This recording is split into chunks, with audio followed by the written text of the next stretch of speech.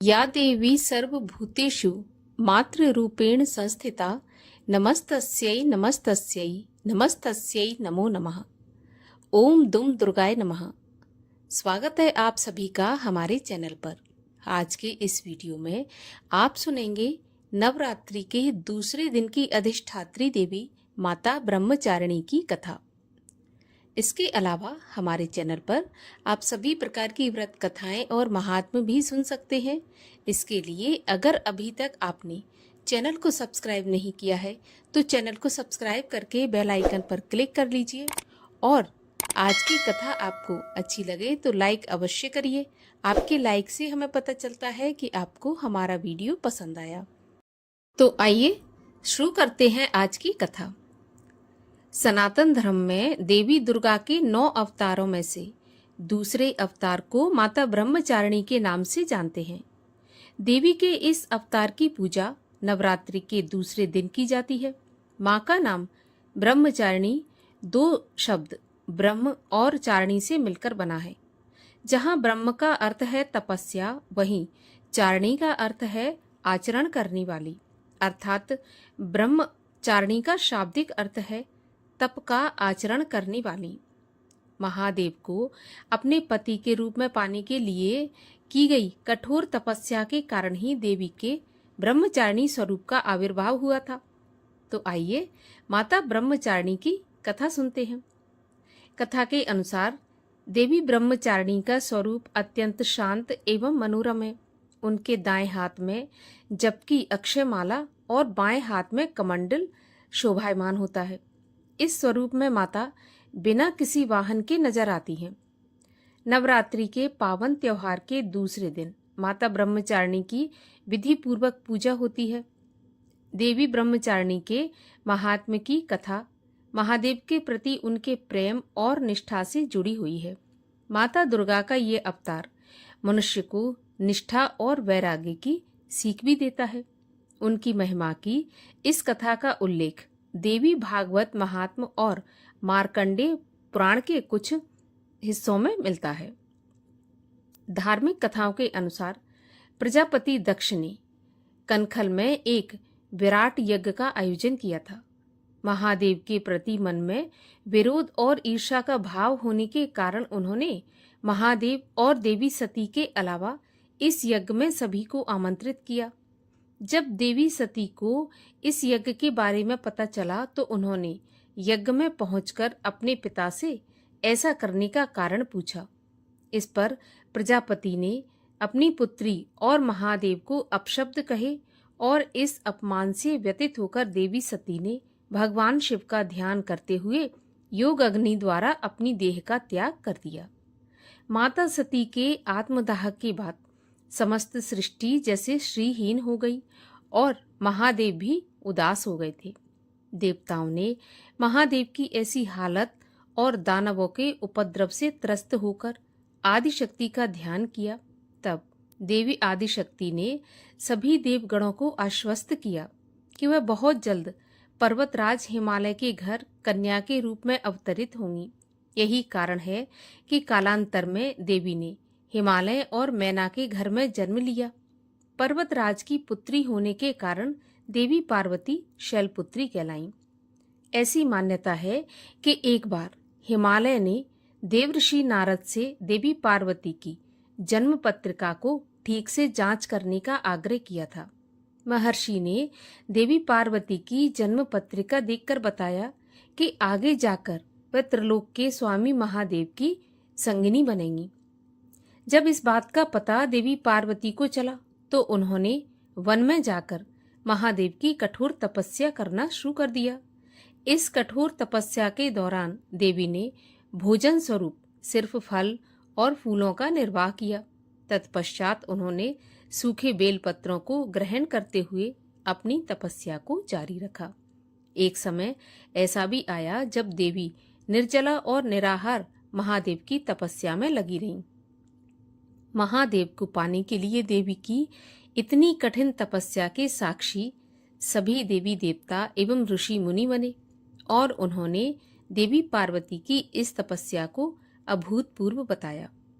जब देवी की कठिन तपस्या के कारण उनका शरीर कमजोर हो गया, तब सभी देवताओं और ऋषियों ने इस तपस्या से प्रसन्न होकर उन्हें ये आशीर्वाद दिया कि उनकी सभी इच्छाएं पूरी होंगी। मान्यताओं के अनुसार देवी का ये स्वरूप भक्तों को अनंत फल प्रदान करने वाला है। उनके इस स्वरूप को समस्त विद्याओं की जननी माना गया है और इस स्वरूप में देवी सफेद वस्त्रों में नजर आती हैं। नवरात्रि के दूसरे दिन देवी ब्रह्मचारिणी की विधिवत पूजा की जाती है। इस दौरान कुंजिका स्तोत्र का पाठ करने के बाद दुर्गा सप्तशती का पाठ करना काफी लाभदायक माना जाता है। इसके साथ ही भक्त माता के विशेष मंत्र के द्वारा भी देवी ब्रह्मचारिणी की मान्यता है कि देवी ब्रह्मचारिणी की आराधना करने वाले भक्त शीघ्र ही समस्त भोगों के सुख को भोग कर अपनी आत्मा का कल्याण करते हैं और ब्रह्म तत्व की प्राप्ति करते हैं। हमें भी माता की शरण प्राप्त हो ऐसी भावना मन में रखनी चाहिए। देवी दुर्गा के ब्रह्मचारिणी अवतार की कहानी हमें ये शिक्षा देती है कि तप, त्याग, सदाचार, परिश्रम और संयम का मनुष्य के जीवन में कितना महत्व होता है। मनुष्य अगर कठोर परिश्रम करते हुए अपना जीवन यापन करे तो उसे अपने मनोवांछित फल की प्राप्ति अवश्य होती है।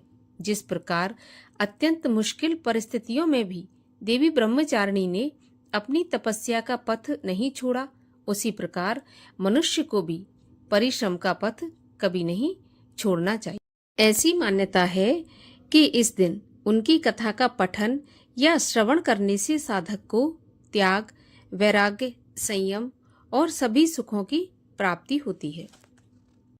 और आइए अब माता की एक और कथा का श्रवण करते हैं। ब्रह्मा जी जब सृष्टि की रचना कर रहे थे तब की ये बात है। उन्होंने कई दैत्य पैदा किए जो जगत में हलाहल नामक दैत्य कहलाए। उन दैत्यों में अपार बल था। उन्होंने अपनी तपस्या से ब्रह्मा जी को प्रसन्न कर लिया और उनसे इच्छित वरदान प्राप्त कर लिया। इससे उन्होंने स्वर्ग पर भी अधिकार कर लिया। इसके बाद उन्होंने बैकुंठ और कैलाश को भी घेर लिया। उन दैत्यों का दुस्साहस देखकर भगवान विष्णु और शिव उनसे स्वयं युद्ध करने आए। दैत्यों ने ब्रह्मा जी से वरदान प्राप्त कर रखा था, अतः धीरे धीरे भगवान विष्णु और शिव दैत्यों से पराजित होने लगे। तभी भगवती जगदम्बिका की अंश अवतार देवी गौरी और अपनी शक्तियों को विष्णु और शिव में स्थापित कर दिया। महाशक्ति के प्रभाव से उन्होंने हलाहल दैत्यों को समाप्त कर दिया। इससे उनमें अपनी शक्ति के प्रति अहंकार उत्पन्न हो गया और वे परम ब्रह्म जगदम्बिका की शक्ति की अवहेलना करने लगे। यह देखकर लीलावश महागौरी और महालक्ष्मी वहां से अंतर्ध्यान हो गई। भगवती जगदम्बिका की शक्ति हटते ही दोनों प्रधान देवता शक्ति और तेजहीन हो गए। उनकी ये दशा देखकर ब्रह्मा जी बहुत चिंतित हुए। ध्यान लगाने पर उन्हें सारी बात ज्ञात हो गई। उन्होंने उसी क्षण अपने पुत्र दक्ष एवं सनक, सनंदन आदि को बुलाया और उनसे कहा कि पुत्रों, भगवती जगदम्बिका के तेज के प्रभाव में शिव और श्रीहरि शक्तिहीन हो गए हैं। मैं सृष्टि के कार्य में लगा हुआ हूँ, इसलिए तुम अपनी भक्ति से माता जगदम्बिका को प्रसन्न करके उनसे पुनः अवतार लेने की प्रार्थना करो। पितामह ब्रह्मा जी की आज्ञा मानकर उनके सभी मानस पुत्र भगवती माता को प्रसन्न करने के लिए हिमालय पर्वत पर चले गए और चित्त को एकाग्र करके माता के माया बीज मंत्र का जप करने लगे। दीर्घ काल तक कठोर तपस्या करने के बाद माता जगदम्बिका उनके सामने प्रकट हुई और उनसे इच्छित वरदान मांगने को कहा। तब दक्ष ने विभिन्न प्रकार से माता जगदम्बिका की स्तुति की और विनम्रता पूर्वक बोले कि माते, आप ऐसी कृपा करने का कष्ट करें जिससे कि भगवान विष्णु और शिव को उनकी शक्तियां पुनः प्राप्त हो जाएं। मेरे घर में अवतार लेकर मुझे धन्य करें। माँ दक्ष की स्तुति से प्रसन्न होकर भगवती प्रेम पूर्वक बोली कि हे दक्ष, मेरे शक्ति रूपों का तिरस्कार करके ही शिव और विष्णु की ऐसी दशा हुई है, किंतु तुमने मेरे प्रिय माया बीज मंत्र का श्रद्धापूर्वक जाप किया है। मैं तुम्हारी तपस्या से अत्यंत प्रसन्न हूँ, अतः मैं तुम्हें वरदान देती हूँ कि शिव और विष्णु को उनकी शक्तियाँ दोबारा से प्राप्त हो जाएं। दक्ष, मैं तुम्हारे घर सती के रूप में जन्म लूंगी और क्षीर सागर के यहाँ लक्ष्मी के रूप में। फिर मेरी प्रेरणा से वे शक्तियाँ विष्णु जगदम्बा के वरदान से शीघ्र ही दक्ष के घर में देवी सती का जन्म हुआ। देवी सती का विवाह शिव के साथ हुआ। क्षीर सागर में जन्म लेने वाली देवी लक्ष्मी का विवाह समुद्र मंथन के पश्चात भगवान विष्णु से हुआ।